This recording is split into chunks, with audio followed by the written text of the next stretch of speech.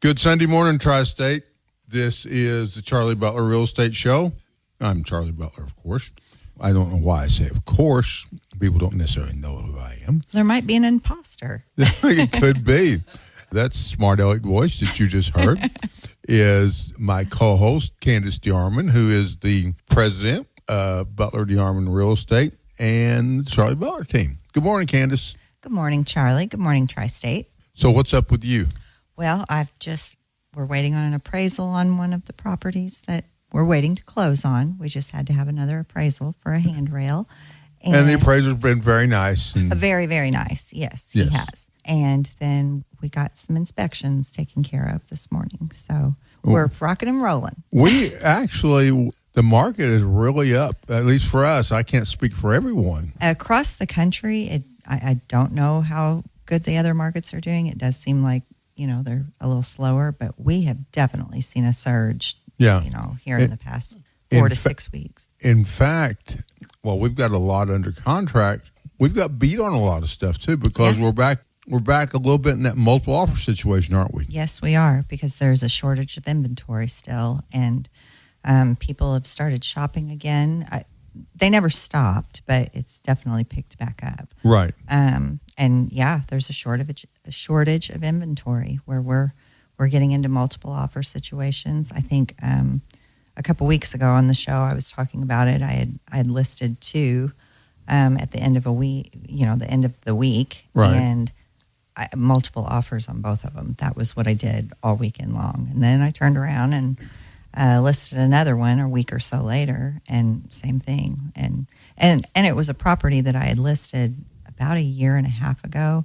We didn't get any offer. Well, she only had it listed for a few weeks, and she took it off the market because the home she was looking at sold. But anyway, we didn't have traffic like this, and we got multiple people coming in and wanting it, and yeah. So for those people listening, they're thinking about stuff. What is the hot price range right now? If you get into around 200,000, if you find something below 200,000, that is 150 is go. 150 is definitely, that is a good market. But I think the average is about 220, 230. That's where we're seeing. And for people who haven't checked in a while, those people that paid $100,000 for a nice house, before COVID, we'll say, it's really was before, everything right now has been pre-COVID and after COVID. Yes, yeah. And for those people that were $100,000 back then, they might get $200,000 a day. Mm-hmm. Yeah, absolutely. Or more. Absolutely. Yeah. I'm seeing the prices of homes in 2019, early 2020, those homes that I sold, whenever people are going back and relisting them now, it's a substantial difference in what they're getting, whenever they're on the sell side. So, well, even I tell you one that amazes me, and if you've got a home out there and you're looking in the area I'm getting ready to talk about, and you've had it a long time, you can make a lot of money, is North Park. Oh, absolutely. Yeah. That is a hot area. Boonville has that is an area now that I'm getting a lot of calls on people that are interested in Boonville. Well, you listed one up there, and I think it was only on, like that first weekend it sold. You had it on market just a couple days. That was another multiple offer situation. Was it? Oh, I didn't realize that was multiple offers. On that one as well. Yeah. But yeah, we've definitely seen an upsurge, and is the financing as far as interest rates not that much better? No, it's really not. I really don't know what has gotten people motivated to go, to get out, unless they are looking at it as just as what I look at it with my own finances. If I'm going to be paying a mortgage, I want to pay my own mortgage, not a landlord's mortgage. Right. And I think that people are, they're listening to that, and they're thinking about that as well, that if they're going to be paying this in, they might, because the price of rents is It's It's I crazy. can't believe how just in the 6 years since I've rented, I can't get over the price of rental property. It's up there. Well, Natalie Butel on our team just listed some, and I won't say where because rent's everywhere. It's like this. They're not any, but she just, she's handling leasing for a client of ours, and they're $1,500, $2,000 a month. They're very nice, but here's the strange thing. We say, oh, wow, but that's really not out of line right now. No, it's not at all. That's pretty run of the mill for rents. There's been several clients I've had that's what lately they're making the move from renting to owning, and every single time I hear what they're paying, it blows me away because I can't imagine paying that much for an apartment or someone else's home, a small home that, it doesn't, a 2-bedroom house and you're paying $1,500 a month for rent. That to me is just crazy. I remember, now I haven't rented in over 30 years, but Indian Woods was new. And they were one of the exclusive places to go. And it was like $600 or $650 a month. And that was so high back then. Yeah. It was outrageous. And, and you've rented since I have. And it's, you were in Bryce de Marais. Yes. And very nice. Very nice. I had a very nice apartment. And the highest I paid whenever I moved out in 2019, I was paying $890 or $895 a month. And I had a very nice apartment. Yeah. So, and the whole, it was a nice place, period. And I just can't imagine now that same apartment is $1,350 a month. Oh, and as we always say on here, they talk about the interest rates, but rent or the interest rate on your mortgage or on your rent is 100%. Yep, that's exactly right. And as Candace just said a minute ago,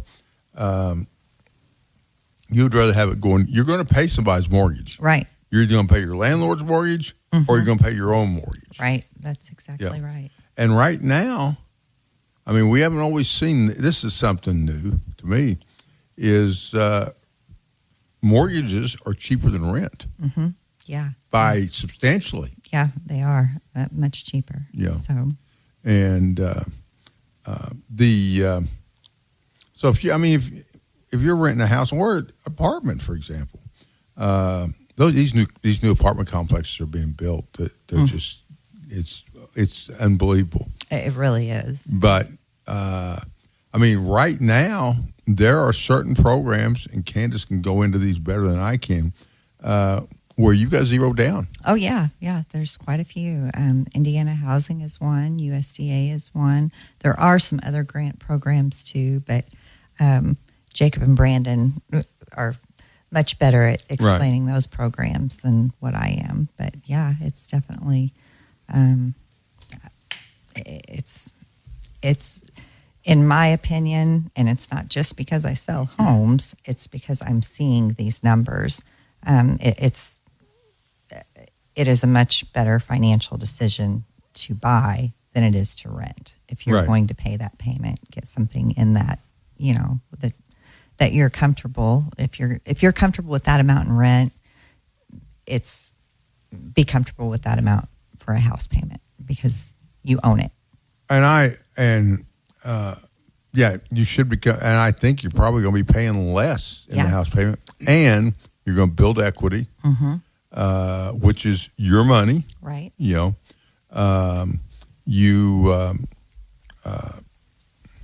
lost my train of thought. I do that every week.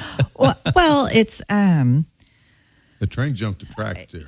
You can always look out. It was Charlie's imposter that jumped the track. That's it. Yeah, that's it. Blame it on him. You can always refinance, and that's why. Seriously, that's what I was going to say. That's what I figured. So, and even get your payment lower. Right. Exactly. So, there are a lot of options. If people are looking at these interest rates, there's a whole lot of things that can be done that can still, in the long run, put you in a better financial situation. So. Yeah, and it was, I mean, I couldn't afford what I do today, but I was, in a completely different profession. But bought my first house, and I refied it down to where I had it paid off in 12 years. Mm-hmm. Yeah.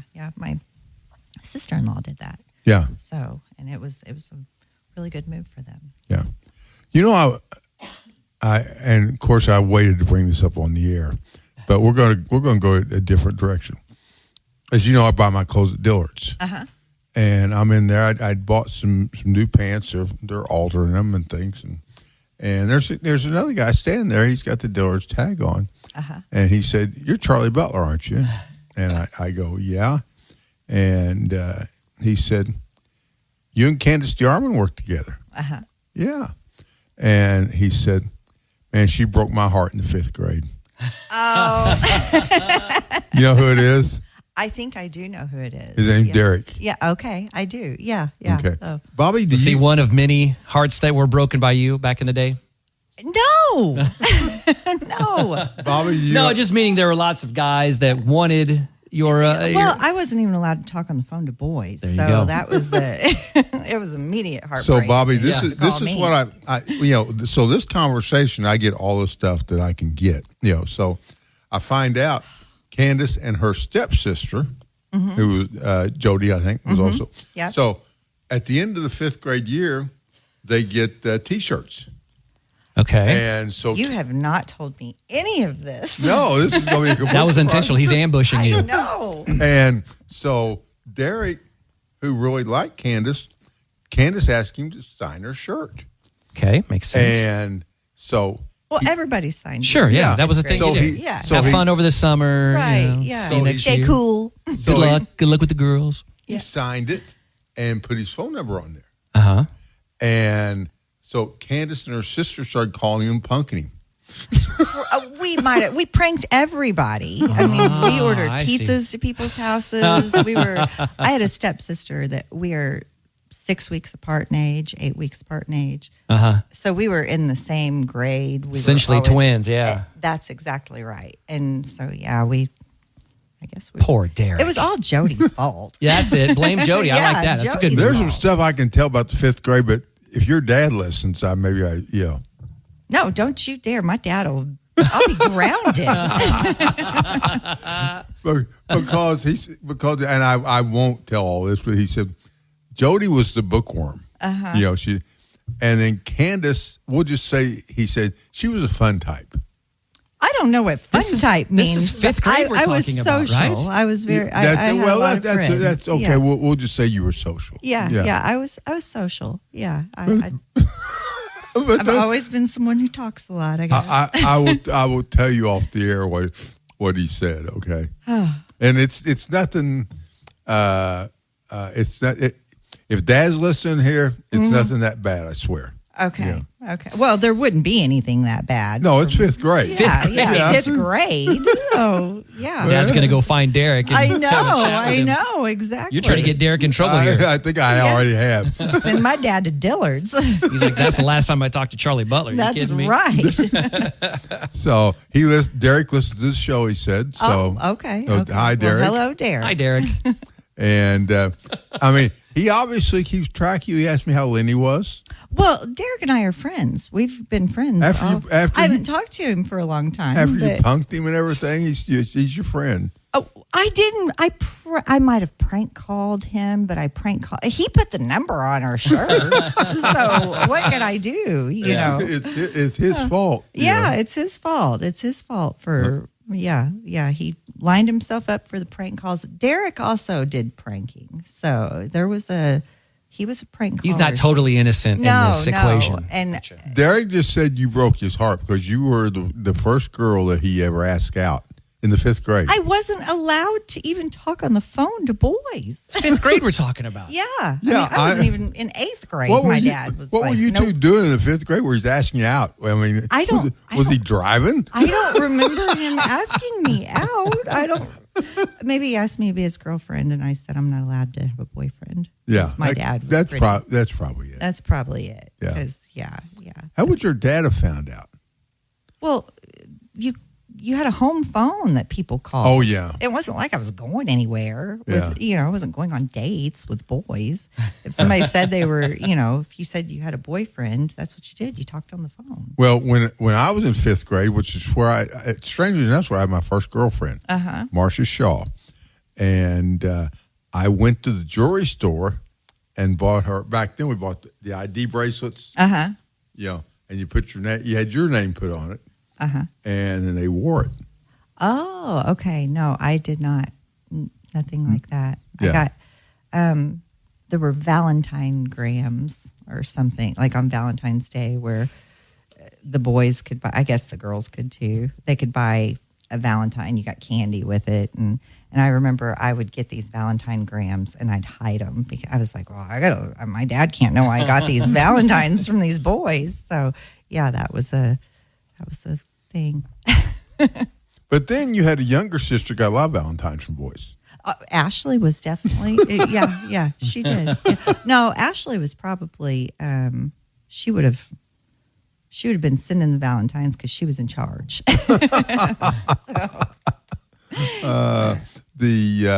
And I wonder if Jeff Bossy sent Valentines when he was. I don't know.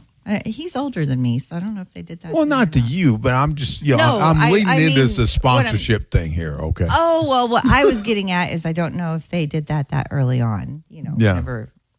I don't remember. 10 years ago when I was in school. I don't remember that when I was in school.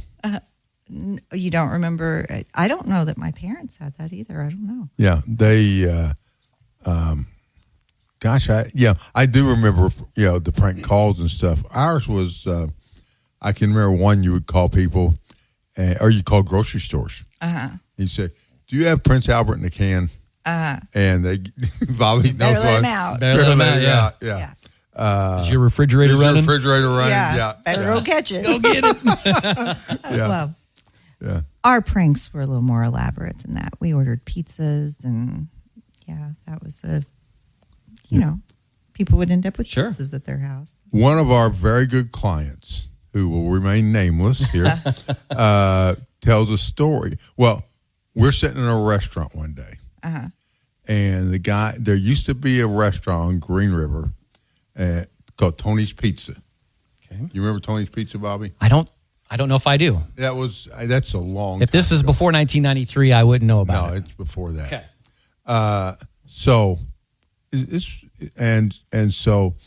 my client calls the waitress over and says, whatever they're ordering at that table, bring me the bill.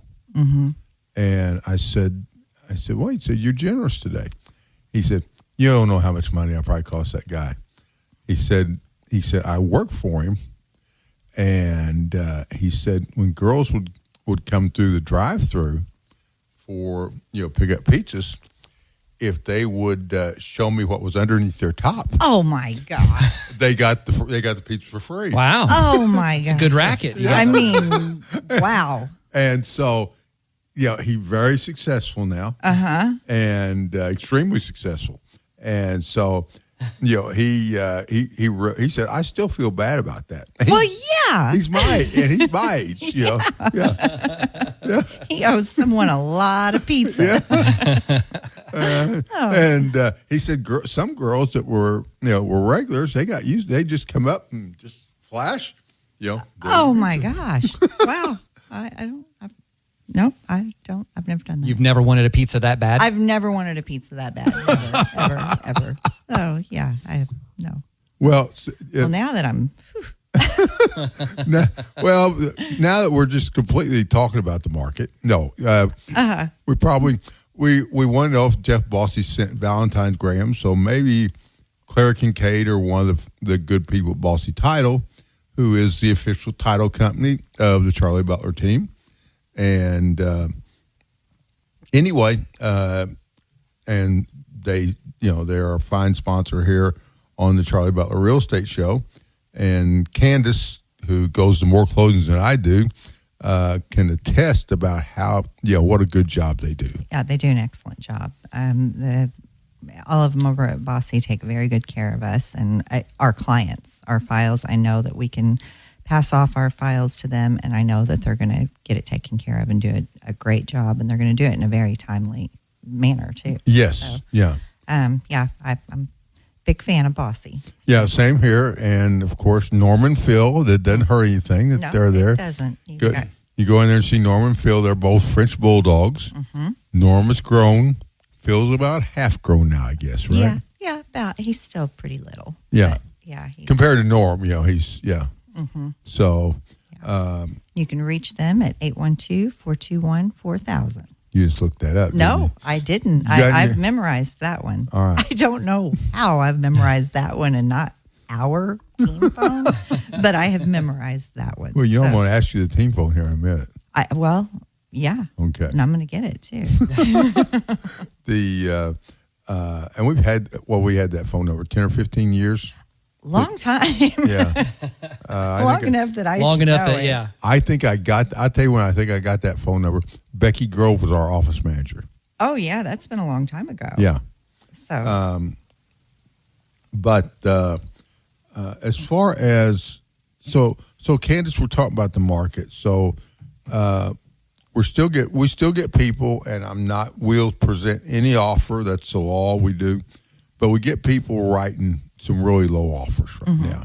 Yeah. And it's just overall, unless the people are just desperate, it's not flying right now, is it? It's really not. No, it's not. A lot of times on an offer, you'll have someone that's also asking for closing costs. And, that even though you might be offering just $1,000 less or $2,000 less, if you're asking for $5,000 in closing costs, you essentially have not asked for $2,000 less. You have asked for $7,000 less. Right. And that's something that, explaining to buyers that, that's not a full price offer. No. That is because you'll have people that say, well, I'm offering full price, or I'm just a little bit under what full price was. Well, no, you're actually not under full price.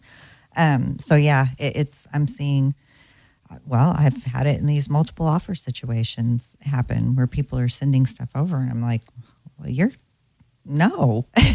we've got 5 other offers that are on the table. So, it's pretty strong right now. And that's strong. But I mean, you're going to have to make if a house just came on the market.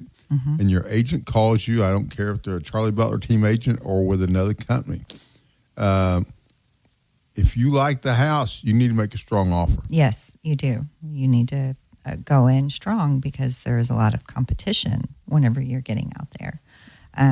Now, with that being said, just as I know that David Crow had talked about this whenever he was on the show, as far as competition goes, when you've got people that are waiting, when those interest rates drop, all these people that are waiting on the interest rates to drop, that's going to happen, and we're going to end up in.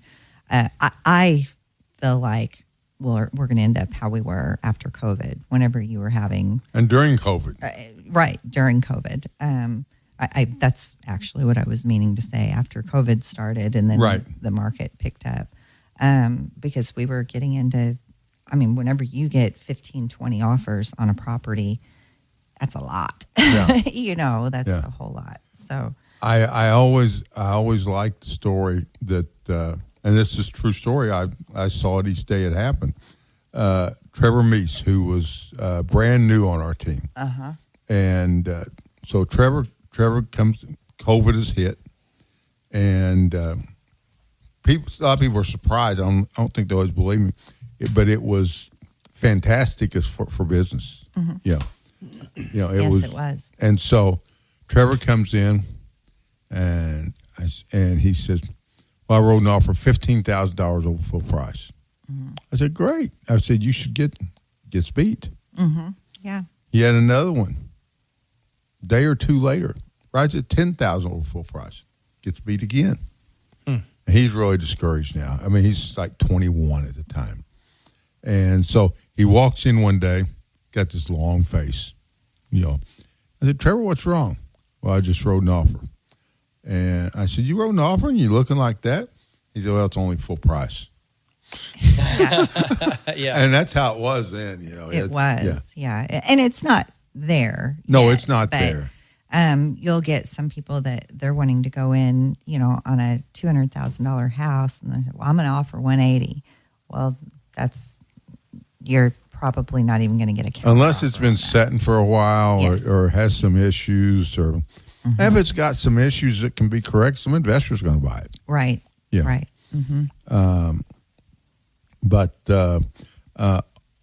And Bobby is saying 4 minutes. Yeah. Okay. Just giving you a heads up. Okay. Or you're waving at me one of the two. I don't know. It's a weird way Yeah, with hi, my thumb Bobby. tucked in. Yeah. Trying something new here, Charlie. There you go. Yeah, that's different. That looks like, that looks strange enough for a Cubs fan, but Hey now. I'm outnumbered today, aren't I? You Yeah. are You are. outnumbered, You are. so you better And watch I'm just saying, it. every prediction I've seen has the Cardinals coming in last in the Central Yeah. this season. So you see how it is? I do. Did he start it, or did we start it? He started it. He started He it. did. That's what these Cardinals fans do. They do. They start it. They start it and we finish it. Well, you guys finish it 1 year, okay? But you just wait. It's coming again. That's right. And you haven't since then. You haven't since that 1 year we did. No, we haven't. So there. We're the most recent finishers. Do we want to count up how many we won? No. We don't want to do that. Why are you going to bring up old stuff? I mean, come on. Candace, since we got a little bit of time, and I don't want to dwell on this, and some people do.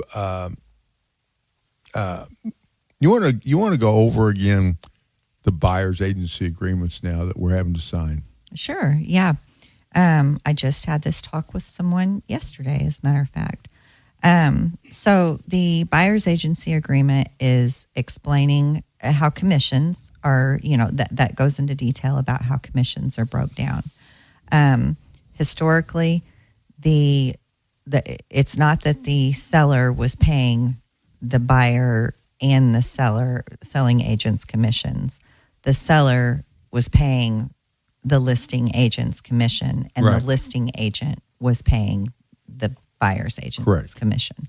So we do have a form now that we have to get signed by all buyers that it breaks it down, that basically says that this is what the commission is, on a property. And if the seller is not covering that, then this is what the cost of our services are. However, we will negotiate that, and we'll do everything we can to negotiate that into your contract. And that is what we have done. I mean, I've had, Right. most sellers understand whenever they're dealing with their agent, their listing agent, that the fee they're paying, and now it's very clear, the fee they're paying is not both agents' fee. The fee they're paying is to their agent, and their agent is taking a portion of that. It's essentially part of what you're marketing the home with, because you are offering this to buyers agents so that they bring their clients in, because it's usually only about 9% of agents that list a house and also bring the buyer. It gets lower every year. Right. Yeah. So it gives as the listing agent, it gives us, that's another way to market your house to get more traffic in your house and get it sold quicker. So, yeah, that's in short. So, Candace, how can they get a hold of you? Bobby's saying 1 minute. They can call me on my cell phone, which is 812-455-6338, or they can call me on the team phone, 812-430-1708. 588-2300. Charlie Butler team, and as far as reaching me, as we always say, if we can't sell your home, we'll buy it, or we'll have you an offer negotiated within 48 hours, or we'll bring you an offer within 48 hours. And you can reach me at 812-499-7758. And we've got a lot of good listing programs. So I think are we out of time, Bobby? Yes, we are. All right. So for Candace DeArmond and Bobby Gates, this is Charlie Butler. Have a great Sunday. The following program is paid for by the Charlie Butler team. This program has been paid for by the Charlie Butler team. From the Kate Foppel Ford Studios, this is News Talk 1280 WGBF.